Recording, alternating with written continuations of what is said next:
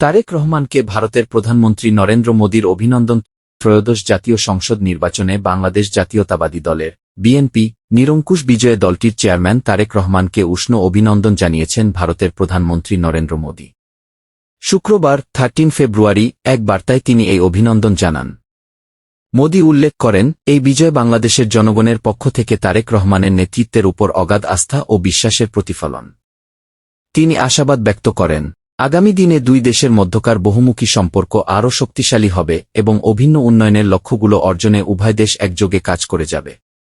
অভিনন্দন বার্তায় ভারতের প্রধানমন্ত্রী স্পষ্টভাবে জানিয়েছেন যে ভারত সবসময় একটি গণতান্ত্রিক, প্রগতিশীল এবং অন্তর্ভুক্তিমূলক বাংলাদেশের পাশে থাকবে।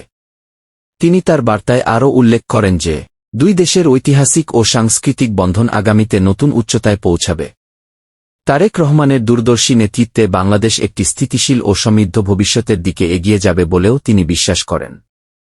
মূলত নির্বাচনের ফলাফল বেসরকারিভাবে স্পষ্ট হওয়ার পরপরই আন্তর্জাতিক পর্যায় থেকে আসা এই অভিনন্দন বার্তাটি বিএনপির নতুন সরকারের জন্য একটি গুরুত্বপূর্ণ কূটনৈতিক স্বীকৃতি হিসেবে দেখা হচ্ছে।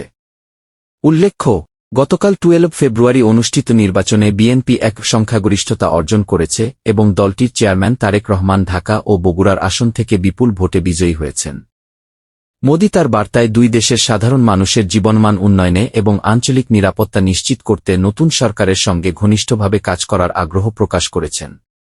কূটনৈতিক বিশ্লেষকরা মনে করছেন, ভারতের প্রধানমন্ত্রীর এই দ্রুত অভিনন্দন বার্তা ঢাকা ও দিল্লির মধ্যকার দ্বিপাক্ষিক সম্পর্কের নতুন এক অধ্যায়ের সূচনা করবে।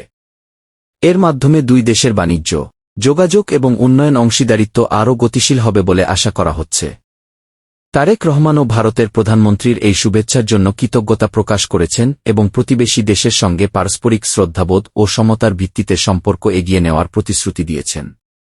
বর্তমান অন্তর্বর্তীকালীন সরকারের সফলভাবে নির্বাচন সম্পন্ন করার পর গণতান্ত্রিক ধারায় ফিরে আসাকে ভারতের পক্ষ থেকে বড় জয় হিসেবে দেখা হচ্ছে। নরেন্দ্র মোদীর এই অভিনন্দন বার্তা ইতিমধ্যে বিএনপির ভেরিফাইড ফেসবুক পেজ ও এক্স সাবেক টুইটার হ্যান্ডেলে শেয়ার করা হয়েছে, যা নেতাকর্মীদের মধ্যে ব্যাপক উৎসাহের সৃষ্টি করেছে।